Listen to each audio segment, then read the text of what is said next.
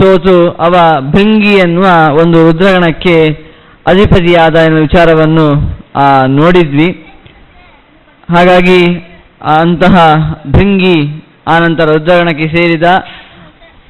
ಆ ನಂತರ ಆ ರಾಕ್ಷಸರ ಒಂದು ಕುಲಕ್ಕೆ ಯಾರು ಅಧಿಪತಿಗಳಾದರು ಅಂತ ನೋಡುವಾಗ ಆವಾಗ ಬಲಿಯಾದ ಅಂತ ಹೇಳಿದರು. ಬಲಿ ಅಧಿಪತಿಯಾಗಿ ಆನಂತರ ಅವನು ಒಂದು ಬಾರಿ ನನ್ನ ಕರ್ತವ್ಯ ಏನು ಅಂತ ಪ್ರಹ್ಲಾದನ ಹತ್ರ ಕೇಳ್ತಾನಂತೆ. ಆಗ ಪ್ರಹ್ಲಾದ ವಿಧ ವಿಧವಾಗಿ ಯಾವುದೆಲ್ಲ ಧರ್ಮಗಳು, ಯಾವುದೆಲ್ಲ ಮಾಡಬೇಕಾದಂತಹ ವಿಚಾರಗಳು ಅಂತ ಸರಿಯಾಗಿ ಚಂದ ಹೇಳ್ತಾ ಇದ್ದಾನೆ. ಹೀಗೆ ಹೇಳ್ತಾನೆ, ತಸ್ಮಾದ್ ವರ್ಣಾಸು ಧರ್ಮಸ್ಥ ಸ್ವಯಾ ಕಾರ್ಯ ಸದಾ ಬಲೆ ತದ್ವೃದ್ಧೋ ಭವತೋ ವೃದ್ಧಿ ತದ್ಧಾನೋ ಹಾನಿರುಚ್ಯತೆ.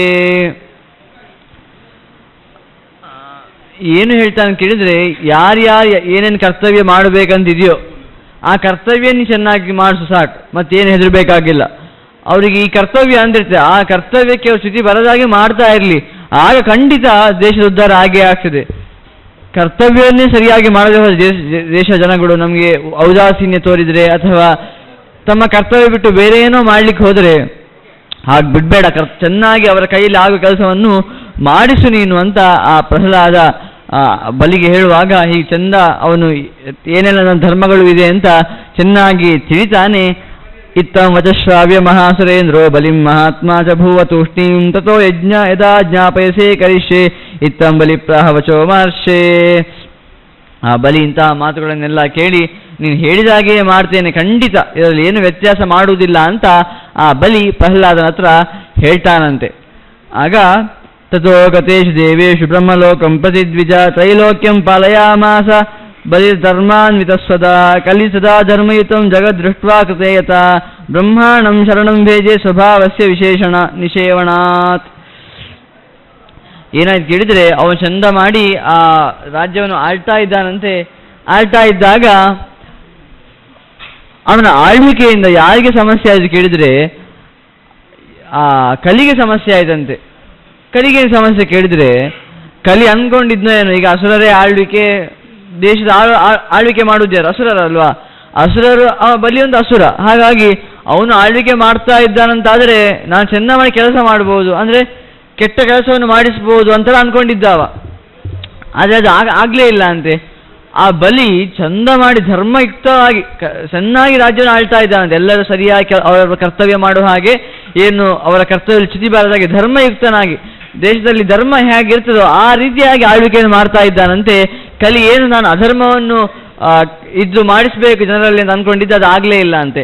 ಆಗ ಅವನು ತುಂಬ ಅವನಿಗೆ ಏನು ಮಾಡಬೇಕು ಗೊತ್ತಾಗದೆ ಬ್ರಹ್ಮಲೋಕಕ್ಕೆ ಹೋಗಿಬಿಡ್ತಾನಂತೆ. ಆಗ ಹೇಳ್ತಾನಂತೆ, ಪ್ರಣಿಪತ್ಯ ತಮಾಹಾತ ಶಿಷ್ಯೋ ಬ್ರಹ್ಮಾಣಮೀಶ್ವರಂ ಮಮ ಸ್ವಭಾವೋ ಬಲಿನ ನಾಶಿತೋ ದೇವಸತ್ತಮ ಸಂಪ್ರಾಹ ಭಗವಾನ್ ಯೋಗಿ ಸ್ವಭಾವಂ ಜಗತೋಪಿ ಹಿ ನ ಕೇವಲಂ ಹಿ ಭವತೋ ಹೃದಂ ತೇನ ಬಲೀಯಸ. ಆಗ ಹೇಳ್ತಾನಂತೆ ಬ್ರಹ್ಮ, ಅಲ್ಲ ನೀನೇನು ಹೆದರುದು, ನಿನ್ನ ಕರ್ತವ್ಯ ಮಾತ್ರ ಅಲ್ಲ, ಇದೊಂದು ವಿಚಿತ್ರ, ಇಂದ್ರ ಕೂಡ ತನ್ನ ಕರ್ತವ್ಯದಿಂದ ಚ್ಯುತನಾಗಿದ್ದಾನೆ ಅಂತ. ಯಾಕೆ ವಿಚಿತ್ರ ಕೇಳಿದರೆ, ದೇವತೆಗಳು ಇದ್ದಾಗ ಅಲ್ಲಿ ಕಲಿಯುವುದಿಲ್ಲ, ದೇವತೆಗಳು ರಾಜ್ಯವನ್ನು ಆಳ್ವಿಕೆ ಮಾಡ್ತಾ ಇದ್ದಾರೆ ಅಂತಾದರೆ ಕಲಿಗೆ ಆಗ ತುಂಬ ಕಷ್ಟ. ಅಲ್ಲಿ ಅಂದರೆ ಅಲ್ಲಿ ತನ್ನ ಕೆಲಸವನ್ನು ಮಾಡೋದು, ಕೆಟ್ಟ ಕೆಲಸವನ್ನು ಮಾಡಿಸೋದು, ಯಾಕಂದರೆ ದೇವತೆಗಳು ಒಳ್ಳೆಯ ಕೆಲಸವನ್ನು ಮಾಡಿಸ್ತಾರೆ.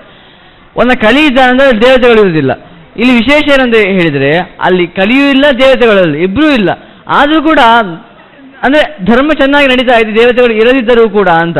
ಇದು ಏನು ತೋರಿಸಿದೆ ಕೇಳಿದರೆ, ಆ ಬಲಿ ಒಂಥರ ದೈತ್ಯನಾಗಿದ್ದರೂ ಕೂಡ, ಆ ವಂಶದಲ್ಲಿ ಬಂದಿದ್ದರೂ ಕೂಡ ಅವನ ಒಂದು ಧರ್ಮದ ಧಾರ್ಢ್ಯತೆ ಆಗಿತ್ತು. ಪ್ರಹ್ಲಾದ ಒಬ್ಬ ದೇವ ಭಕ್ತ, ಒಬ್ಬ ವಿಷ್ಣು ಭಕ್ತ, ಯಾರನ್ನು ಬೇಕಾದರೂ ತಪ್ಪು ದಾರಿಯಲ್ಲಿ ಹೋಗ್ಲಿಕ್ಕೆ ಆದರೂ ಕೂಡ ಹೇಗೆ ವ್ಯತ್ಯಾಸ ಮಾಡ್ಬೋದು ಅಂತ ನಾವು ಈ ಕಥೆ ನೋಡಿ ಕಲಿಬೋದು. ಹಾಗೆ ಹೇಳ್ತಾನಂತೆ, ನೀನು ಮಾತ್ರ ಅಲ್ಲ, ಯಾರು ಇಂದ್ರ ಆಗಲಿ ಯಮ ಆಗಲಿ ವರುಣ ಆಗಲಿ ಯಾರೀಗ ಅವರವರ ಕೆಲಸ ಅವರವರಿಲ್ಲ, ಎಲ್ಲರೂ ಕೂಡ ತಮ್ಮ ಕರ್ತವ್ಯದಿಂದಲೇ ಚಿತ್ತರಾಗಿದ್ದಾರೆ ಅಂತ ಹೇಳ್ತಾನಂತೆ. ಆಗ ಧರ್ಮೋತ್ತರೇ ವರ್ತಮಾನೆ ಬ್ರಹ್ಮನ್ ಅಸ್ಮಿನ್ ಜಗತ್ರೈ ತ್ರೈಲೋಕ್ಯ ಲಕ್ಷ್ಮೀರ್ವರದಾ ತ್ವಯಾತ ದಾನವೇಶ್ವರಂ ತಾಮಾಗತ ನಿರೀಕ್ಷೈವ ಸಹಸ್ರಾಕ್ಷ ಶ್ರಿಯಂ ಬಲಿ ಪಪ್ರಚ್ಚಕಾಸಿ ಮಾಂ ಬ್ರೂಹಿ ಕೇನಾಸ್ತರ್ಯೇನ ಸಾಗತ ಸಾ ತದ್ವಚನಮಾಕರ್ಣ್ಯ ಪ್ರಾಹ ಶ್ರೀಃ ಪದ್ಮಮಾಲಿನಿ ಬಲೆ ಶೃಣುಷ್ವ ಯಾಸ್ಮಿ ತ್ವಾಂ ಆಯಾತ ಮಹಿಷಿ ಬಲಾತ್. ಆಗ ಅವನು ಈ ರೀತಿಯಾಗಿ ಚೆನ್ನಾಗಿ ಆ ಧರ್ಮಯುಕ್ತವಾಗಿ ಆ ರಾಜ್ಯವನ್ನು ಪಾಲನೆ ಮಾಡಿದ್ದರಿಂದ ಸ್ವತಃ ಲಕ್ಷ್ಮೀದೇವಿ ಬರ್ತಾಳಂತೆ.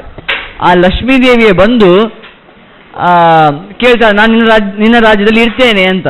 ಏನು ಲಕ್ಷ್ಮೀದೇವಿ ಬರೋದಂದ್ರೆ ಏನು ಕೇಳಿದರೆ, ಯಾವಾಗ ನಾವು ಧರ್ಮದಿಂದ ಇರ್ತೇವೋ ಆಗ ಖಂಡಿತ ಆ ಲಕ್ಷ್ಮೀದೇವಿ ನಮ್ಮ ಮನೆಯಲ್ಲಿ ವಾಸ ಮಾಡಿಯೇ ಮಾಡ್ತಾಳೆ ಅಂತ.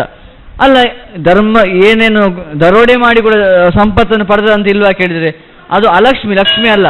ಆ ಸಂಪತ್ತು ತುಂಬ ದಿನ ಇರುವುದಿಲ್ಲ ಅಲ್ಲ, ಅವನು ಸಾಯೋವರೆಗೂ ಇತ್ತಲ್ಲ ಕೇಳಿದರೆ, ಇದ್ರೂ ಕೂಡ ಅವನಿಗೆ ಅದು ಶ್ರೇಯಕ್ಕೆ, ಅವನ ಮುಂದಿನ ಶ್ರೇಯಸ್ಸಿಗೆ ಅದು ಯಾವತ್ತೂ ಉಪಯೋಗವಾಗುವುದೇ ಇಲ್ಲ. ಹಾಗಾಗಿ ಸಾಕ್ಷಾತ್ ಮಹಾಲಕ್ಷ್ಮಿ ಬಂದಂತೆ, ನೀನು ಧರ್ಮದಲ್ಲಿದ್ದಿ, ಹಾಗಾಗಿ ನಾನು ನಿನ್ನ ಮನೆಯಲ್ಲೇ ವಾಸ ಮಾಡ್ತೇನೆ ಅಂತ ಅಂದುಕೊಂಡು ಆ ಸಂಪತ್ತು ಬಂತು. ಆ ಸಂಪತ್ತು ಕೂಡ ಸದ್ಬಳಕೆ ಆಗುವಂತಾಯಿತು.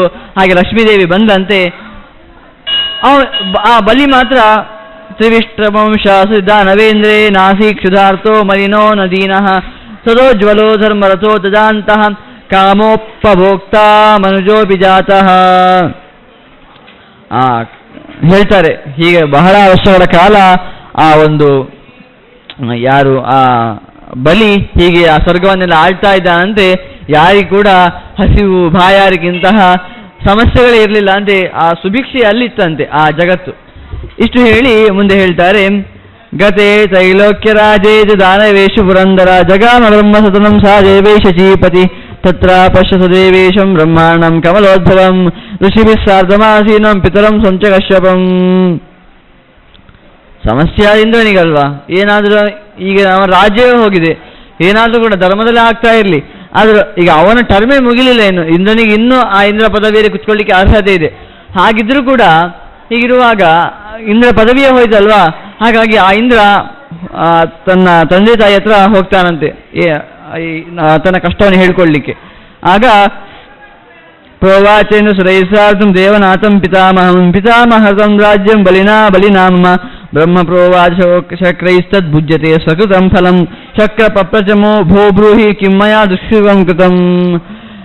ಕೊನೆಗೆ ಯಾರ ಹತ್ರ ಹೋಗ್ತಾನೆ ಕೇಳಿದ್ರೆ ಬ್ರಹ್ಮನ ಹತ್ರವೇ ಹೋಗ್ತಾನಂತೆ, ಅಜ್ಜನ ಹತ್ರ ಹೋಗಿ, ಅಜ್ಜ ನನ್ನ ಎಲ್ಲ ರಾಜ್ಯವೆಲ್ಲ ಹಾಳಾಗಿದೆ, ನಂಗೆ ಏನು ಮಾಡಬೇಕು ಗೊತ್ತಾಗ್ತಾ ಇಲ್ಲ ಅಂತ ಹೇಳಿದರೆ ಆ ಬ್ರಹ್ಮ ಹೇಳ್ತಾನಂತೆ, ನೀನು ಮಾಡಿದ ಪಾಪಕ್ಕೆ ನಿಂಗೆ ಈ ಪರಿಸ್ಥಿತಿಗೆ ನೀನು ಬಂದಿರುವೆ ಅಂತ ಬ್ರಹ್ಮ ಹೇಳ್ತಾನಂತೆ. ಅದು ನಾನೇನು ಪಾಪ ಮಾಡಿದ್ದೇನೆ ಇಂದ್ರ ಕೇಳಿದರೆ ಇಂದ್ರನ ಹತ್ರ ಹೇಳ್ತಾನೆ ಬ್ರಹ್ಮ, ಅಲ್ಲ ನೀನು ದಿದಿಯ ಗರ್ಭದಲ್ಲಿ ಅವಳ ಗರ್ಭ ಹುಡ್ತಾ ಇತ್ತು, ಅದನ್ನು ನಾಶ ಮಾಡಿದ್ಯಲ್ವಾ ಅಂತ ಹೇಳ್ತಾನಂತೆ. ಆಗ ಇಂದ್ರ ಹೇಳ್ತಾನೆ, ನಾನೇನು ನಾಶ ಮಾಡಿದೆ, ಅವಳು ಪಾಪವನ್ನು ಮಾಡಿದ್ಲು, ವ್ರತದಿಂದ ಯಾವ ಶುಚಿತ್ವ ಇರಬೇಕಿತ್ತು ಅದನ್ನು ಕಳ್ಕೊಂಡ್ಲು, ಹಾಗಾಗಿ ನಾನು ನಾಶ ಮಾಡಿದೆ, ಬಿಟ್ಟರೆ ನೀನು ಯಾಕೆ ಆ ರೀತಿಯಾಗಿ ನನ್ನ ಮೇಲೆ ಹೇಳ್ತಾ ಇದ್ದೆ ಕೇಳಿದರೆ ಏನಾದರೂ ಕೂಡ ನೀನು ಮಾಡಿದ ತಪ್ಪೇ ಅಂತ ಹೇಳ್ತಾನಂತೆ ಆ ಬ್ರಹ್ಮ. ಅಲ್ಲಿ ಇಂದ್ರನಿಗೆ ಪಾಪ ಬಂತು ಅನ್ನೋದಕ್ಕಿಂತ ಅಲ್ಲಿ ಮುಖ್ಯವಾಗಿ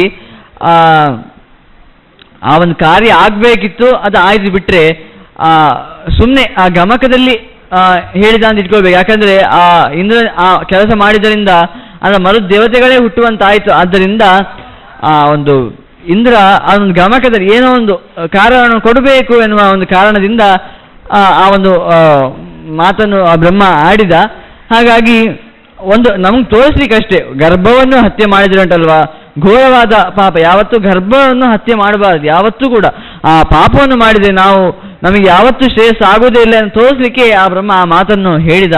ಆದರೆ ನಾನೀಗೇನು ಮಾಡಲಿ, ಏನಾದರೂ ಹೋಯ್ತಲ್ವಾ ಅಂತ ಹೇಳುವಾಗ ನನಗೆ ನನ್ನ ಮುಂದಿನ ಕರ್ತವ್ಯ ಏನು ಅಂತ ಕೇಳ್ತಾನಂತೆ. ಆಗ ಇತ್ಯೇವ ಮುಕ್ತ ಸುರರಾಡ್ ವಿರಿಂಚಿನ ಮರೀಚಿ ಪುತ್ರೇಣ ಚ ಕಶ್ಯಪೇನ ತದೈವ ಮಿತ್ರ ವರುಣಾತ್ಮಜೇನ ವೇಗಾನ್ಮಹಿ ಪೃಷ್ಠಮವಾಪಿತಸ್ಥೋ ಕಾಲಿಂಜರಸ್ಯೋತ್ತರತಃ ಸುಪುಣ್ಯಸ್ತಥಾ ಹಿಮಾದೇರಪಿ ದಕ್ಷಿಣಸ್ಥಃ ಕುಶಸ್ಥಳಾತ್ ಪೂರ್ವತೇವ ವಿಷ್ಣುತೋ ವಸೋ ಪುರಾತ್ ಪಶ್ಚಿಮತೋ ಅವತಸ್ಥೆ. ಬ್ರಹ್ಮ ಹೇಳ್ತಾನಂತೆ, ನೀ ಚಂದ ಮಾಡಿ ಈಗ ತಪಸ್ಸಾದಿಗಳನ್ನು ಮಾಡಬೇಕು, ಆಗ ಮಾತ್ರ ನೀನು ಏನು ಪಾಪವನ್ನು ಮಾಡಿದ್ಯೋ ಅದರಿಂದ ನೀನು ಮುಕ್ತನಾಗ್ತಿ. ಹಾಗಾಗಿ ನೀನು ಬೇಸರ ಪಡ್ಕೊಳ್ಬೇಡ, ನಿನ್ನ ಕರ್ತವ್ಯವನ್ನು ನೀನು ಈಗ ತಪಸ್ಸು ಮಾಡಿ ನಿನ್ನ ಪಾಪವನ್ನು ಕಳೆದುಕೋ, ವಿಷ್ಣುವನ್ನೇ ಆರಾಧನೆ ಮಾಡುವಂತ ಹೇಳುವಾಗ ಹೇಳ್ತಾರೆ ಅವನು ಎಲ್ಲಿಗೆ ಹೋದ ಅಂತ ಅವನು ಹೀಗೆ ಬ್ರಹ್ಮ ಮರೀಚ್ ಕಶ್ಯಪರು ವಾಸಿಷ್ಠರು ಹೇಳಿದಾಗ ಅವನು ಕಾಳಿಂಜರ ಎನ್ನುವ ಪ್ರದೇಶದಿಂದ ಉತ್ತರದಲ್ಲಿರುವಂತಹ, ಅದು ಪುಣ್ಯಮಯವಾದ ಕ್ಷೇತ್ರ, ಹಿಮಬೆಟ್ಟದಿಂದ ದಕ್ಷಿಣದಲ್ಲಿರುವಂತಹ, ಇನ್ನು ಕುಶಸ್ಥಳಿಗಿಂತ ಪೂರ್ವದಲ್ಲಿರುವಂತಹ, ಹಾಗೆಯೇ ವಸುಗಳ ಪುರವಾದಂತಹ ಆ ಪ್ರದೇಶದಿಂದ ಪಶ್ಚಿಮದಲ್ಲಿರುವಂತಹ, ಎಲ್ಲಿ ಗಯ ಎನ್ನುವ ರಾಜ ಚೆನ್ನಾಗಿ ಯಜ್ಞ ಮಾಡಿದ್ನೋ ಆ ಸ್ಥಳದಲ್ಲಿ ಬಂದು ಯಜ್ಞವನ್ನು ಮಾಡ್ಲಿಕ್ಕಂತ ತಪಸ್ಸನ್ನು ಮಾಡ್ಲಿಕ್ಕಂತ ಹೋಗ್ತಾನಂತೆ. ಆಗ ತತಃಶಕ್ರ ಸಮಭ್ಯೇತ್ಯ ಮಹಾನದ್ಯಾ ಸಟೇದ್ಭುತೆ ಆರಾಧನಾಯ ದೇವಸ್ಯ ಕೃತ್ವಾ ಶ್ರಮಸ್ಥಿತಃ ಪಾದಸ್ನಾಯಿ ತದಶಾಯಿ ಏಕಭುಕ್ತಸ್ತಯಾಚಿತಃ ತಪಸ್ತೇಪೆ ಸಹಸ್ರಾಕ್ಷ ಸುವನ್ ದೇವಂ ಗದಾಧರಂ. ಏನು ಮಾಡಿದ ಕೇಳಿದರೆ, ಆ ಗದಾಧರನಾದ ಆ ಪ್ರದೇಶಕ್ಕೆ ಬಂದು ಆ ಗದಾಪಾಣಿಯಾದ ಆ ದೇವರ ಒಂದು ತಪಸ್ಸನ್ನು ಮಾಡಲಿಕ್ಕೆ ಪ್ರಾರಂಭ ಮಾಡಿದ್ದಾನಂತೆ. ಆಗ ತಪಸ್ಸು ಮಾಡಿ ಸ್ತುತಿಯನ್ನು ಮಾಡ್ತಾ ಇದ್ದಾನಂತೆ. ಅದು ಯಾವ ರೀತಿಯಾಗಿ ಕೇಳಿದರೆ ಏಕಭುಕ್ತ ಅಂತ, ಅಂದರೆ ದಿನದಲ್ಲಿ ಕೇವಲ ಒಂದು ಬಾರಿ ತಿಂತಾ ಇರುವಂಥದ್ದಲ್ಲ, ಆಗ ಅದು ವ್ರತವೇ ಆಗಲ್ಲ. ಹಾಗಾಗಿ ಏಕಭುಕ್ತವಾದಂತಹ ಒಂದು ತಪಸ್ಸನ್ನು ಮಾಡಿದ ಅಂತೆ ಹೇಳ್ತಾರೆ. ನಿಜಂ ರಾಜ್ಯಂ ಜ ದೇವೇಶ ಪ್ರಾಪ್ಸಸೆ ನಚಿರಾಜಿವ ಯದಿಶ್ಯಾಮ್ಯ ತದಾ ಶಕ್ರಭಾವಿ ಶ್ರೇಯೋ ಯಥಾತವ ಇತ್ಯ ಮುಕ್ತೋ ತದ ಗದಾಧರೇಣ ವಿಸರ್ಜಿತ ಸ್ನಾಪ್ಯಂ ಮನೋಹರ ಹರಾಣ್ಯಾಂ ಸ್ನಾದಸ್ಯ ದೇವಸ್ಯ ತದೈನೋಸೌ ನರಾಸ್ತಂ ಪ್ರೋಚುರಸ್ಮಾನ್ ಅನುಶಾಸಯಸ್ವ. ಆಗ ಹೀಗೆ ಹೇಳಲ್ಪಟ್ಟಂತಹ ಅವನು ವಿಷ್ಣು ಹೇಳ್ತಾನಂತೆ, ಖಂಡಿತ ನಾನು ನಿನ್ನ ರಕ್ಷಣೆಗೆ ಬಂದೇ ಬರ್ತೇನೆ, ನೀನು ಏನು ಹೆದರಬೇಡ ಅಂತ ಹೇಳ್ತಾ, ನೀನುಂಟಲ್ವಾ ಇಲ್ಲಿ ಚೆನ್ನಾಗಿ ಸ್ನಾನಾದಿಗಳನ್ನು ಮಾಡಿ ನಿನ್ನ ಎಲ್ಲ ಪಾಪಗಳನ್ನು ಕಳೆದುಕೊಂಡು ಇಲ್ಲಿ ಮಾಡುವಂತ ಹೇಳುವಾಗ ಆಗ ಅಲ್ಲಿ ಸ್ನಾನ ಮಾಡ್ತಾನಂತೆ. ಆಗ ಆ ಒಂದು ಪಾಪಯುಕ್ತನಾದ ಪುರುಷ ಹೊರಗೆ ಬಂದು ಅವನು ಹೋಗ್ತಾನಂತೆ. ಆಗ ಅವನೆಲ್ಲ ಪಾಪದಿಂದ ಕಳ್ಕೊಳ್ತಾನಂತೆ. ಏನೆಲ್ಲ ಪಾಪ ಬಂದಿತ್ತು, ಘೋರವಾದ ಪಾಪ ಗರ್ಭಹತ್ಯೆ ಎನ್ನುವಂಥದ್ದು, ಆ ಪಾಪದಿಂದ ಮುಕ್ತನಾಗ್ತಾನಂತೆ. ಆಗ ಪಪ್ರಚಸಾ ಕಾರಣಮೀಶ್ವರಂ ತಮಾಘ್ರಾಯ ಚಾಲಿಂಗ್ಯ ಸುಹಾಶ್ರುದಷ್ಟ್ರಿಯ ಸಾ ಚಕ್ಷೇ ಬಲಿನಾ ರಣೇ ಜಯಂ ತದಾತ್ಮನೋ ದೇವ ಗಣೇಶ್ಯ ಸಾರ್ಧಂ ದೃಷ್ಟ್ವಾದಿತಿಂ ಮೂರ್ಧೀಕೃತಾಂಜಲಿಸ್ತೋ ವಿನಮ್ರ ಮೌಲ್ಯ ಸಂಪುಪಾ ಜಗಾಮ ಪ್ರಣಮ್ಯ ಪಾದೋ ಕಮಲೋದರಾಭೌ ವಿನಿವೇದಯಾಮಾಸ ತಪಸ್ತದಾತ್ಮನಃ. ಇನ್ನೇನು ಪಾಪದಿಂದ ಮುಕ್ತನಾದ ಮೇಲೆ ಸೀದಾ ತನ್ನ ತಾಯಿ ಹತ್ರ ಹೋಗ್ತಾನಂತೆ. ಆ ಇಂದ್ರ ಅದಿತಿ ಹತ್ರ ಹೋಗ್ತಾನಂತೆ. ಹೇಳ್ತಾನಂತೆ ಎಲ್ಲ ನಮ್ಮ ಒಂದು ಮಗು ಯಾವ ರೀತಿಯಾಗಿ ತಾನು ಎಂತ ಮಾಡಿದ ಅಮ್ಮನ ಹತ್ರ ಹೇಳ್ತದೋ ಅದೇ ರೀತಿಯಾಗಿ ಇವನು ತನ್ನ ತಾಯಿ ಅದಿತಿ ಹತ್ರ ಹೋಗಿ ನಾನು ತಪಸ್ಸನ್ನು ಮಾಡಿದೆ ಅಂತ ಹೇಳ್ತಾನಂತೆ, ಘೋರವಾದ ತಪಸ್ಸು ಮಾಡಿದೆ ಅಂತ. ಆಗ ತಾಯಿ ಕೇಳ್ತಾನಂತೆ, ಅದಿತಿ ಯಾಕೆ ತಪಸ್ಸನ್ನು ಯಾಕೆ ಮಾಡಿದಿ, ಯಾವ ಕಾರಣಕ್ಕೆ ಮಾಡಿದಿ ಅಂತ ಕೇಳುವಾಗ ಅವನು ತನ್ನ ಕಥೆಯನ್ನು ಹೇಳ್ತಾನಂತೆ. ಶ್ರುತ್ವೈವ ಸಾ ಶೋಕ ಪರಿಪ್ಲುತಾಂಗಿ ಜ್ಞಾತ್ವಾ ಜಿತಂ ದೈತ್ಯ ಸುತೈ ಸುತಂ ತಂ ದುಃಖಾನ್ವಿತಾದೇವ ಮನಾಜ್ಯಮೀಡ್ಯಂ ಜಗಾಮ ವಿಷ್ಣುಂ ಶರಣಂ ವರೇಣ್ಯಂ. ಆಗ ಆ ಒಂದು ಕಾರಣವನ್ನು ಗೊತ್ತಾಗ್ತದಂತೆ. ಯಾಕೆ ಹೇಳಿದರೆ ಆ ಬಲಿ ಎಲ್ಲ ರಾಜ್ಯವನ್ನು ಕಿತ್ಕೊಂಡು ಬಿಟ್ಟಿದ್ದಾನೆ, ಆ ಕಾರಣಕ್ಕಾಗಿ ಇಂದ್ರ ತಪಸ್ಸನ್ನು ಮಾಡಿದ ಅಂತ ಹೇಳಿ ತಿಳಿಯುವಾಗ ಬಹಳ ಬೇಸರವಾಗ್ತದಂತೆ. ಅವಳಿಗೆ ಬೇಸರವಾಗಿ ಕೊನೆಗೆ ಏನು ಮಾಡುದು, ಕೊನೆಗೆ ಆ ವಿಷ್ಣುವಿನ ಹತ್ರ ಹೋಗಬೇಕು ಅಂತ ಆ ಅದಿತಿ ವಿಷ್ಣುವಿನ ತಪಸ್ಸನ್ನು ಆ ಸ್ತೋತ್ರವನ್ನು ಮಾಡ್ತಾಳಂತೆ. ಸುರಾರಣಿಶಕ್ರಮವೇಕ್ಷದೀನಂ ಪರಾಜಿತಂ ದಾನವನಾಯಕೇನ ಸಿದೇದ ಭಕ್ಷೇ ಮಕರಕ್ಷಗೀರ್ಕೆ ಘೃತಾಚಿತಸ್ಯ ರಥಸಪ್ತಮೇನ್ನಿ. ಒಂದು ಬಾರಿ ಆ ರಥಸಪ್ತಮಿ ಅಂದು ಬಹಳ ವಿಶೇಷವಾದ ದಿನ. ಆ ದಿನದಂದು ಸೂರ್ಯನ ಅಂತರ್ಯಾಮಿಯಾದ ಆ ಸೂರ್ಯನಾರಾಯಣನ ಚಿಂತನೆ ಮಾಡಲಿಕ್ಕೆ ಪ್ರಾರಂಭ ಮಾಡ್ತಾಳಂತೆ. ಅವಳು ಹೇಳ್ತಾಳೆ, ಜಯಸ್ವ ದಿವ್ಯಾಂಬುಜಕೌಶೌರ ಜಯಸ್ವ ಸಂಸಾರ ತರೋ ಕುಟಾರ ಜಯಸ್ವ ಪಾಪೇಂದನ ಜಾತ ವೇದಸ್ತಮೋಘ ಸಂರೋಧ ನಮೋ ನಮಸ್ತೆ. ನಿನಗೆ ಜಯ. ಎಂಥವನಿಗೆ ಜಯ ಅಂತ ಹೇಳಿದರೆ, ಸಂಸಾರ ತರೋಹ ಕುಟಾರ, ಸಂಸಾರವೆಂಬ ಬಂಧನದಿಂದ ನಾಶ ಮಾಡುವಂತಹ ನಿನಗೆ ಜಯ. ಅಷ್ಟೇ ಅಲ್ಲದೆ ಪಾಪೇಂದ ಪಾಪವನ್ನು ಸುಲಭದಲ್ಲಿ ತೆಗೆದು ಬಿಡ್ತೀಯ. ಅಷ್ಟೇ ಅಲ್ಲದೆ ಜಾತವೇದ, ನೀನು ಜಾತವೇದ ಅಂತ ಹೇಳಿದರೆ ಜಾತಂ ವೇದ ಅಂದರೆ ಹುಟ್ಟಿದ್ದನ್ನೆಲ್ಲ ತಿಳಿದಿದ್ದಾನೆ, ಹಾಗಾಗಿ ಅವನಿಗೆ ಜಾತವೇದ ಅಂತ ಹೇಳುವಂಥದ್ದು. ಯಾವುದೆಲ್ಲ ವಸ್ತು ಜಗತ್ತಲ್ಲಿ ಹುಟ್ಟಿದೆಯೋ ಅದನ್ನೆಲ್ಲ ತಿಳಿದಿದ್ದಾನೆ, ಹಾಗಾಗಿ ಅವನಿಗೆ ಜಾತವೇದ ಅಂತ ಹೆಸರು. ಅಂತಹ ಜಾತವೇದ ನಿನಗೆ ನಮಸ್ಕಾರ. ಅಷ್ಟೇ ಅಲ್ಲದೆ ತಮೋಘ ಸಂರೋಧ, ಅಜ್ಞಾನ ತಿಮಿರಧ್ವಂಸಿನ್ ವ್ರತೇ ನಾನೇನ ಕೇಶವ ಅಂತ ಹೇಳುವಂಥದ್ದು. ಅಂದರೆ ಅಜ್ಞಾನವೆಂಬ ಆ ಕತ್ತಲೆಯನ್ನೇ ತೆಗೆಯುವಂತಹ ನಿನಗೆ ನಮಸ್ಕಾರ, ನಿನಗೆ ಜಯವಾಗಲಿ, ನಿನಗೆ ಜಯವಾಗಲಿ ಎಂದು ನಾನು ಚಿಂತನೆ ಮಾಡಿದ್ರಿಂದ ನನಗೆ ಜಯವಾಗಲಿ ಎನ್ನುವ ತಾತ್ಪರ್ಯ. ಹಾಗಾಗಿ ನಿನಗೆ ಜಯ, ನಿನಗೆ ಯಾವತ್ತೂ ಜಯನೇ ಅಂತ ಆ ಅದಿತಿ ಹೇಳ್ತಾಳೆ. ಅಷ್ಟೇ ಅಲ್ಲದೆ ನಮೋ ಸುತೇ ಭಾಸ್ಕರ ದಿವ್ಯಮೂರ್ತೆ ತ್ರೈಲೋಕ್ಯ ಲಕ್ಷ್ಮೀ ತಿಲಕಾಯತೆ ನಮಃ ತ್ವಂ ಕಾರಣಂ ಸರ್ವಚರಾಚರಸ್ಯ ನಾಥೋಸಿ ಮಾಂ ಪಾಲಯ ವಿಶ್ವಮೂರ್ತೆ. ನೀನುಂಟಲ್ವಾ ದಿವ್ಯ ಮೂರ್ತಿ, ನಿನ್ನ ಮೂರ್ತಿಯಿಂದ ದಿವ್ಯ ಅಂತ ಹೇಳಿದರೆ ದಿವು ಕ್ರೀಡಾ ವಿಜಿಗೀಷಾ ಕಾಂತವನ್ನು ಇತ್ಯಾದಿ ಹೇಳ್ತಾರೆ. ಅಂದರೆ ನಿನ್ನ ದಿವ್ಯ ಮೂರ್ತಿ ಅಂತ ಹೇಳುವಾಗ ನೀನು ಯಾರಿಗೆ ನಿನ್ನ ದೇಹವನ್ನು ತೋರಿಸಬೇಕು ಅಂತ ಇಚ್ಛೆ ಪಡ್ತೀವಿ ಅಂಥವರಿಗೆ ಮಾತ್ರ ತೋರಿಸ್ಲಿಕ್ಕೆ ಸಾಧ್ಯ. ಎಲ್ಲರೂ ಆ ದೇಹವನ್ನು ಇದು ತೋರಿಸಿ ನೋಡುವ ಅಂದ್ರೆ ಈ ಥರ ಎಲ್ಲ ದಿಮಾಕ್ ಮಾತಾಡಿದ್ರೆ ಅವರಿಗೆ ಕಾಣುವುದಿಲ್ಲ. ಯಮೈ ವೇಷ ವೃಣುತೆ ತೇನ ಲಭ್ಯ. ಯಾರು ಆ ಭಗವಂತ ನಾನು ಆ ಭಕ್ತನಿಗೆ ಕಾಣಿಸಬೇಕು ಅಂತ ಅವನು ಇಚ್ಛಿಸಬೇಕು, ಆಗ ಮಾತ್ರ ಕಾಣಲಿಕ್ಕೆ ಸಾಧ್ಯ. ಹಾಗಾಗಿ ಅಂತ ನಿನಗೆ ನಮಸ್ಕಾರ. ಹಾಗೇನೆ ಲಕ್ಷ್ಮೀ ತಿಲಕ, ಲಕ್ಷ್ಮಿಯ ಗಂಡನಾದ ನಿನಗೆ ನಮಸ್ಕಾರ, ನಿನಗೆ ಜಯವಾಗಲಿ ಅಂತ ಹೀಗೆ ಹೇಳ್ತಾ ಅವಳು ಹೇಳ್ತಾಳೆ. ಅವ ತ್ವಯ ಜಗನ್ನಾಥ ಜಗನ್ಮಯೇನ ನಾಥೇನ ಶಕ್ರೋ ನಿರಾಜ್ಯಹಾನಿಂ ಅವಾಪ್ತವಾನ್ ಶತ್ರುಭರಾಭವಂ ಚತೋ ಭವಂತಂ ಶರಣಂ ಪ್ರಪನ್ನ.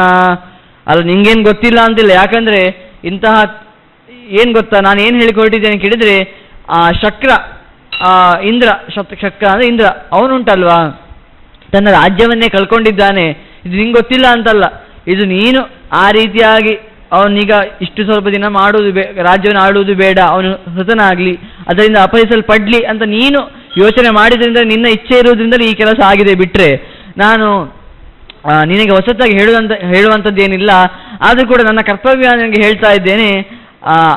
ಅವನೀಗ ಪುನಃ ರಾಜ್ಯವನ್ನು ಪಡಿಬೇಕು, ಅದಕ್ಕೋಸ್ಕರ ನಿನ್ನನ್ನೇ ಶರಣು ಅಂದರೆ ನೀನೇ ನಮಗೆ ಆಸರೆ, ಮತ್ತಾರೂ ಇಲ್ಲ. ಅನನ್ಯ ಚಿಂತೆಯಂತೋಮ ಮೇಜನಾ ಪರಿಪಾಸತೆ ಅಂತ ನೀನೇ ನನಗೆ ಶರಣು ಅಂತ, ನೀನೇ ನನಗೆ ಆಸರೆ ಅಂತ ನಿನ್ನಲ್ಲಿ ಬಂದಿದ್ದೇನೆ ಅಂತ ಅವಳು ಹೇಳ್ತಾಳೆ. ಹೀಗೆ ಹೇಳ್ತಾ ಅವಳು ಚೆನ್ನಾಗಿ ಆ ಒಂದು ನಾರಾಯಣನ ಅರ್ಚನೆಯನ್ನಾದಿಗಳನ್ನು ಮಾಡ್ತಾಳಂತೆ. ಮಾಡಿ ಇಲ್ಲಿ ಒಂದು ವ್ರತವನ್ನು ಹೇಳಿದ್ದಾರೆ. ಒಂದು ಕಡೆ ಒಂದೊಂದು ಪುರಾಣದಲ್ಲಿ ಅವಳು ಪಯೋವ್ರತವನ್ನೇ ಮಾಡಿದ್ಲು ಅಂತ ಹೇಳ್ತಾರೆ. ಪಯೋವ್ರತ ಅಂತ ಹೇಳುವಾಗ ಕೇವಲ ಹಾಲನ್ನು ಕುಡಿದು ಮಾಡುವಂತಹ ವ್ರತ, ಒಂದು ತಿಂಗಳುಗಳ ಕಾಲ. ಹಾಗಾಗಿ ಅಂತಹ ಅದರಲ್ಲಿ ತುಂಬ ಕ್ರಮ ಇದೆ. ಅಂತಹ ಪಯೋವ್ರತಗಳನ್ನು ಮಾಡಿದ್ಲು ಅಂತ ಕೂಡ ನಾವು ಕೇಳ್ತೇವೆ. ಹಾಗಾಗಿ ಇಂತಹ ಗೌರವ ತಪಸ್ಸು ಮಾಡಿದಾಗ ಅಲ್ಲಿ ಆ ವಿಷ್ಣು ಪ್ರತ್ಯಕ್ಷನಾಗ್ತಾನಂತೆ, ಹೇಳ್ತಾನಂತೆ. ತದಪ್ರೀತೋ ಭವದ್ಭಾನು ಗೃತಾತಿ ಸೂರ್ಯಮಂಡಲಾತ್ ವಿನಿಸತ್ಯಾಗ್ರಸ್ಥಿತ್ವ ಇದಂ ವಚನಮಬ್ರವೀತ್ ವ್ರತೇನಾನೇನ ಸುಪ್ರೀತಃ ತವಾಹಂ ದಕ್ಷ ನಂದಿನಿ ಪ್ರಾಪ್ಸಿಸೇ ದುರ್ಲಭಂ ಕಾಮ ಮತ್ಪ್ರಸಾದನ್ನ ಸಂಶಯ. ದಕ್ಷ ನಂದಿನಿಯೇ, ದಕ್ಷನ ಮಗಳೇ, ನೀನು ದಕ್ಷನ ಮಗಳು.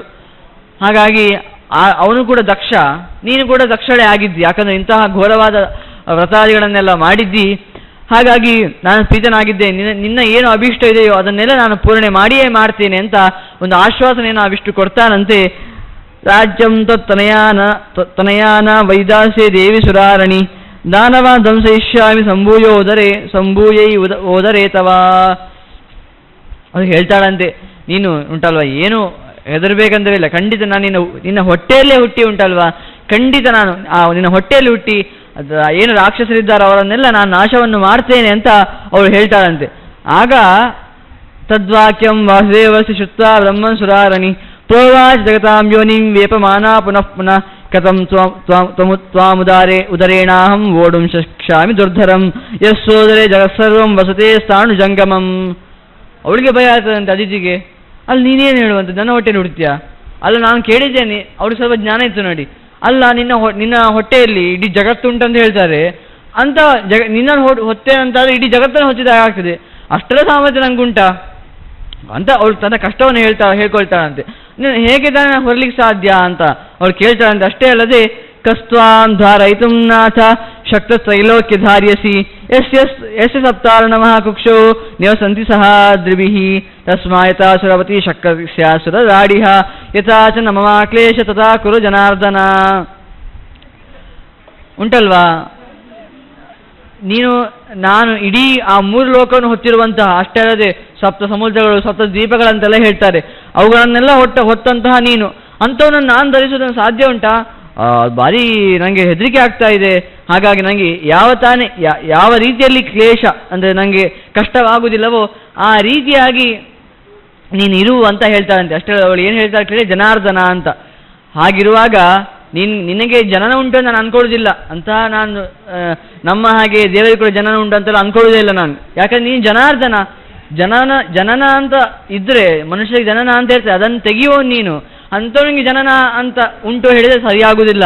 ಆ ಜ್ಞಾನ ಇದೆ ನನಗೆ, ಹಾಗಾಗಿ ಹಾಗಾಗಿ ಕೇಳ್ತಾ ಇದ್ದೇನೆ, ನಂಗೆ ಕಷ್ಟ ಆಗಲಿಕ್ಕಿದೆ, ಆ ಒಂದು ನನಗೆ ಸಮಸ್ಯೆ ಇದೆ, ಅದನ್ನು ಆ ಕ್ಲೇಶ ಇರೋದಾಗೆ ಮಾಡು ಅಂತ ಹೇಳುವಾಗ ಆ ವಿಷ್ಣು ಹೇಳ್ತಾನೆ, ಸತ್ಯಮೇತನ್ ಮಹಾಭಾಗೆ ದುರ್ಧರೋಸ್ಮಿ ಸುರಾಸುರೈಹಿ ತದಾಪಿ ಸಂಭವಿಷ್ಯಾಮಿ ಅಹಂ ದೇವ್ಯುದರೇ ತವ ಆತ್ಮಾನ ಭುವನಾನ್ ಶೈಲಾನ್ ಸ್ವಾಂಶ ದೇವಿ ಸಕಾಶ್ಯಪಾಂ ಧಾರಯಿಷ್ಯಾಮಿ ಯೋಗೇನ ಮಾ ವಿಷಾದಂ ಕೃತಾಂಬಿಕೆ. ಹೇಳ್ತಾನಂತೆ, ಹೌದು ನೀ ಹೇಳಿ ಸುಳ್ಳಂತಲ್ಲ, ಖಂಡಿತ ನನ್ನ ದೇಹದಲ್ಲಿ ಎಲ್ಲ ಚರಾಚರ ಜಗತ್ತಿದೆ, ಆದರೂ ಕೂಡ ನನ್ನ ಉಂಟಲ್ಲ ನನ್ನದು ಯೋಗ, ಆ ಒಂದು ಅಣೋರಣೀಯಾನ್ ಮಹತೋ ಮಹೀಯಾನ್, ನಾನು ಹೌದು ಇಡೀ ಜಗತ್ತನ್ನು ನಾನು ಹೊತ್ಕೊಳ್ತೇನೆ, ಹೌದು, ಆದರೂ ಕೂಡ ಒಂದು ಅಣುವಾಗಿರ್ಲಿಕ್ಕೂ ಕೂಡ ನಂಗೆ ಗೊತ್ತುಂಟು. ಹಾಗಾಗಿ ಏನು ಹೆದರಬೇಡ, ಖಂಡಿತ ನಿನಗೆ ಯಾವ ಒಂದು ಸಮಸ್ಯೆ, ಒಂದು ಯಾವಾಗ ಜನನವಾದ ಸಂದರ್ಭದಲ್ಲಿ ಯಾವ ರೀತಿಯಲ್ಲಿ ಸಮಸ್ಯೆ ಆಗದ ಹಾಗೆ ನಾನು ನೋಡ್ಕೊಳ್ತೇನೆ ಅಂತ ವಿಷ್ಣು ಹೇಳ್ತಾನಂತೆ. ಆಗ ಬಹಳ ಸಂತುಷ್ಟಳಾಗ್ತಾಳಂತವಳು. ಅಷ್ಟೇ ಹೇಳಿದೆ, ಕೊನೆಗೆ ಇತ್ತೇ ಮುಕ್ತ ಭಗವಾನ್ ವಿವೇಶ ತಸ್ಯಾಚ ಭೂಯೋರಿಗಣ ಪ್ರಮರ್ದಿ ಸ್ವದೇಜಸೋಶ್ಚೇನ ವಿವೇಶ ದೇವ್ಯಾ ತದೋದರೇ ಶಕ್ರಹಿತಾಯ ವಿಪ್ರ. ಆಗ ಒಂದು ಅಂಶದಲ್ಲಿ ಆ ವಿಷ್ಣು ಹುಟ್ಟೇ ಬಿಡ್ತಾನಂತೆ. ಅವಳ ಗರ್ಭಕ್ಕೆ ಸೇರಿಯೇ ಬಿಡ್ತಾನಂತೆ, ಅಲ್ಲಿ ಸೇರ್ತಾನಂತೆ. ಅಲ್ಲಿ ಸೇರಿ ಅವನು ಈಗ ಇನ್ನೇನು ಅಂದರೆ ಒಂದು ಪ್ರಾಕೃತಿಕವಾಗಿ ಜನನಂತೆ ತೋರುವಂತೆ ಅವನು ಜನನ ಇಲ್ಲ, ಆದರೂ ಕೂಡ ಅವಳ ಗರ್ಭದಿಂದ ಬಂದ ಅಂತ ಜಗತ್ತಿಗೆ ತೋರಿಸಬೇಕಷ್ಟೆ, ಆ ರೀತಿಯಾಗಿ ಹುಟ್ಟಲಿಕ್ಕೆ ಸಿದ್ಧನಾಗಿದ್ದಾನಂತೆ. ಆಗ ಹೇಳ್ತಾರೆ, ದೇವಮಾದಸಿತೆ ದೇವಿ ಉದರೇ ವಾಮನಾಕೃತೋ ನಿಸ್ತೇಜಸೋ ಸುರಾಜ ಯಥೋಕ್ತಂ ವಿಶ್ವಯೋನಿನ ನಿಸ್ತೇಜಸೋಸುರಾನ್ ದೃಷ್ಟ್ವಾ ಪ್ರಹ್ಲಾದಂ ದಾನವೇಶ್ವರಂ ಬಲಿರ್ದಾನವಶಾರ್ದೂರ ಇದಂ ವಚನಮಬ್ರವೀತ್. ಆಗ ಆ ಒಂದು ವಾಮನಾಕೃತಿಯಲ್ಲಿ, ಆ ಒಂದು ವಾಮನ ಅಂತ ಹೇಳಿದರೆ ಚಿಕ್ಕ ರೂಪ ಅಂತ, ಅಂತಹ ಚಿಕ್ಕ ರೂಪದಲ್ಲಿ ಆ ಒಂದು ಅದಿತಿ ಹೊತ್ತಿರುವಾಗ ಆ ಮಗುವನ್ನು, ಆಗ ಏನಾಯ್ತು ಕೇಳಿದರೆ ಆ ರಾಕ್ಷಸರೆಲ್ಲ ಅಸುರರೆಲ್ಲ ನಿಸ್ತೇಜಸರಾದರಂತೆ, ಅಂದರೆ ಕಾಂತಿ ಕಳ್ಕೊಂಡವರಾದಂತೆ ಆದರಂತೆ. ಆಗ ಆ ಕಾಂತಿ ಕಳ್ಕೊಂಡಿರುವಂತಹ ವಿಷಯವನ್ನು ಆ ಬಲಿ ಗ್ರಹಿಸ್ತಾನಂತೆ, ಅವನು ನೋಡ್ತಾನಂತೆ, ಯಾಕೆ ಹೀಗೆ ಆಗ್ತಾ ಇದೆ ನನಗೆ ಪ್ರಶ್ನೆ ಬಂತು. ಆಗ ತಾತ ನಿಸ್ತೇಜಸೋ ದೈತ್ಯ ಕೇನ ಜಾತಾಸ್ತು ಹೇತುನಾ ಕತ್ಯತಾಂ ಪರಮಜ್ಞೋಸಿ ಶುಭ ವಿಶಾರದ. ಪ್ರಹ್ಲಾದ ಹತ್ರವೇ ಪುನಃ ಅವನೇ ಗತಿ, ಏನಾದರೂ ಅಜ್ಜನ ಹತ್ರ ಹೋಗುದಂತವ. ಅಜ್ಜ ನಂಗೆ ಗೊತ್ತುಂಟು ನಿಮಗೆ ಶುಭ ಅಶುಭ ಅದು ಎರಡನ್ನು ಚೆನ್ನಾಗಿ ತಿಳಿದಿದ್ದೀನಿ, ಏನಾಗ್ತದೆ ಶುಭವನ್ನು ಚೆನ್ನಾಗಿ ತಿಳಿದಿದ್ದಿ, ಅಶುಭ ಕೆಟ್ಟದಾಗುವನ್ನು ಚೆನ್ನಾಗಿ ತಿಳಿದಿದ್ದಿ, ಹಾಗಾಗಿ ನಿನ್ನ ಹತ್ರ ಕೇಳ್ತಾ ಇದ್ದೇನೆ, ಯಾವ ಕಾರಣಕ್ಕಾಗಿ ದೈತ್ಯರೆಲ್ಲ ತೇಜಸ್ಸನ್ನು ಕಳ್ಕೊಂಡಿದ್ದಾರೆ ಅಂತ ಕೇಳುವಾಗ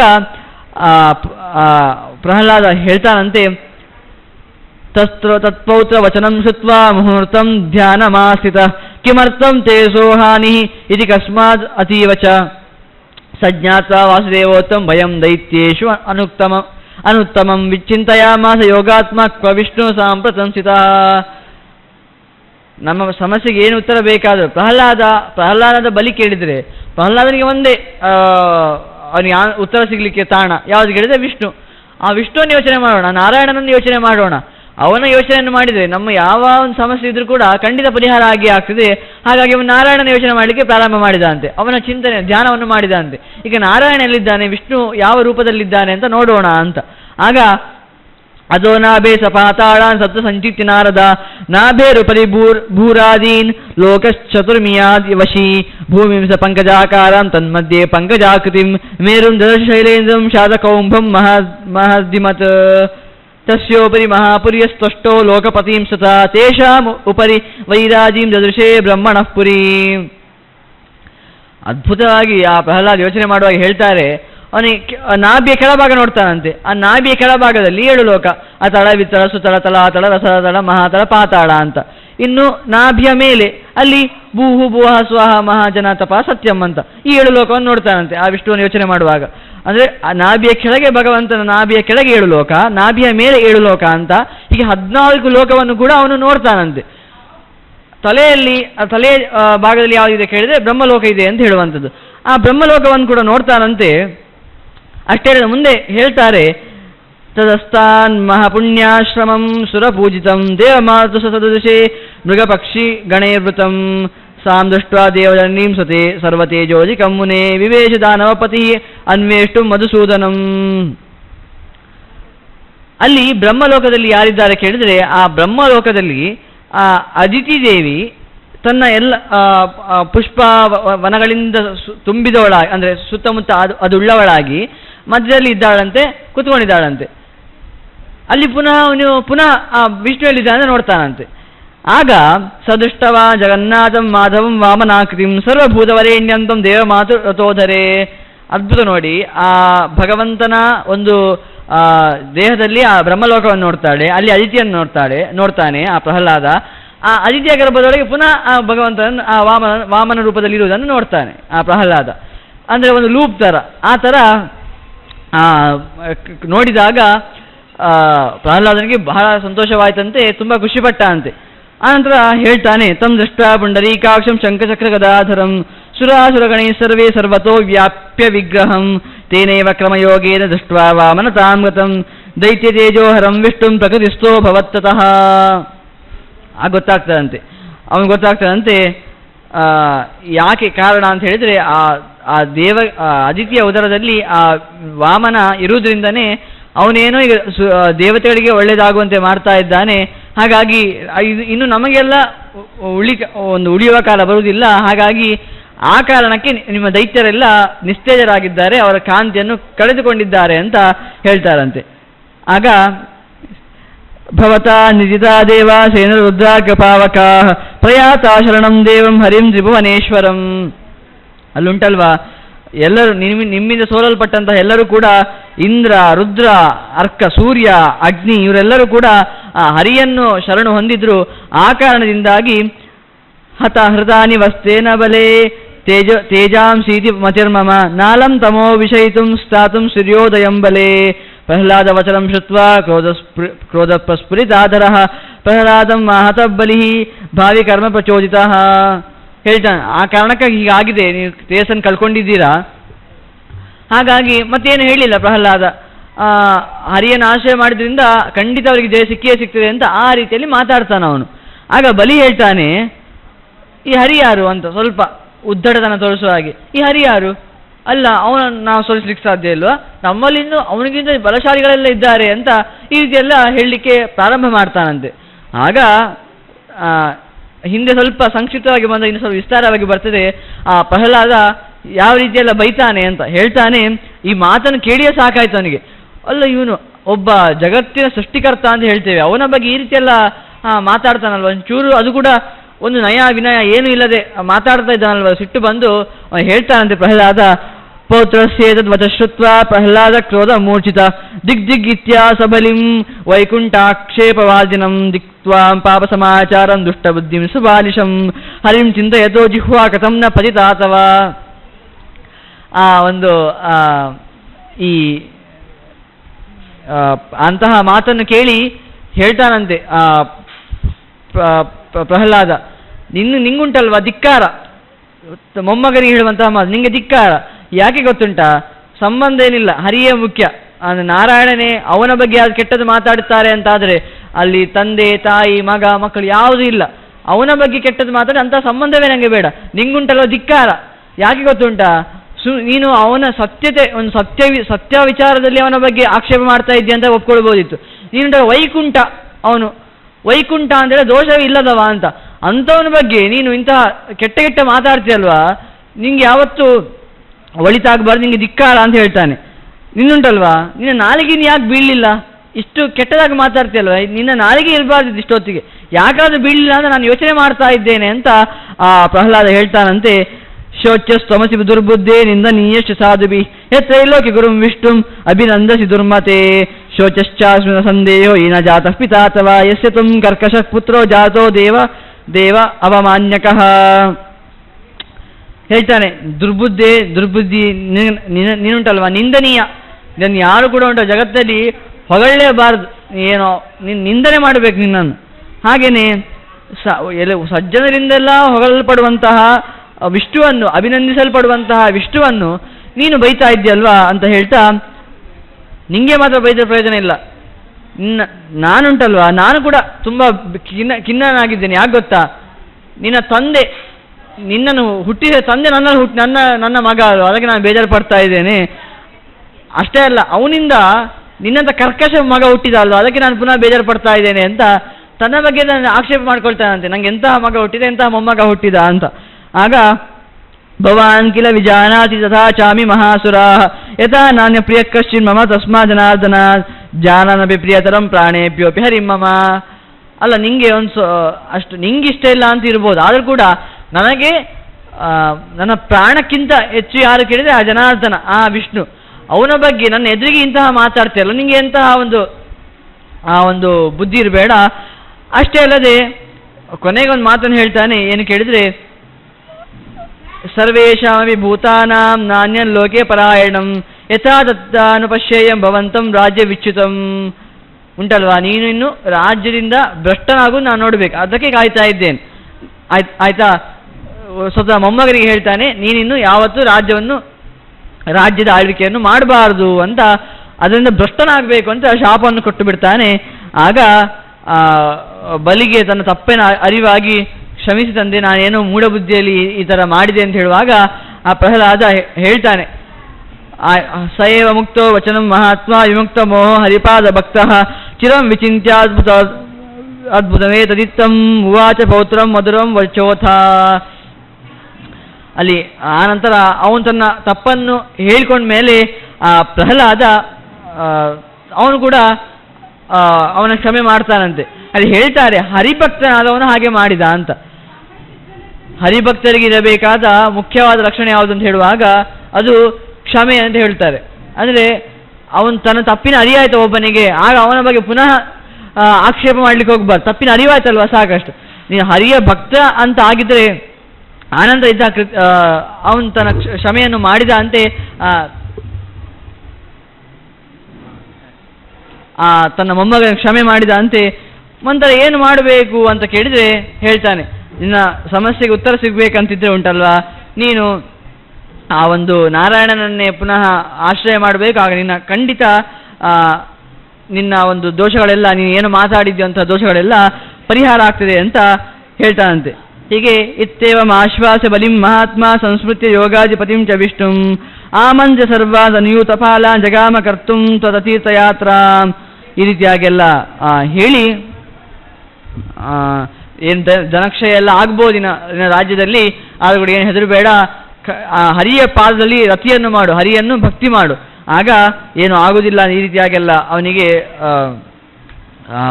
ಬಲಿಗೆ ಆಶ್ವಾಸನೆಯನ್ನು ನೀಡಿ ಆ ನಂತರ ಪ್ರಹ್ಲಾದ ತೀರ್ಥಯಾತ್ರಕ್ಕೆ ಹೊರಡ್ತಾನಂತೆ. ಆ ತೀರ್ಥಯಾತ್ರೆಯಲ್ಲಿ ಕೆಲವು ಅದ್ಭುತ ಕಥೆಗಳನ್ನೆಲ್ಲ ಹೇಳ್ತಾರೆ. ಆ ಕಥೆಗಳನ್ನೆಲ್ಲ ನಾಳೆ ಸೇರಿದಾಗ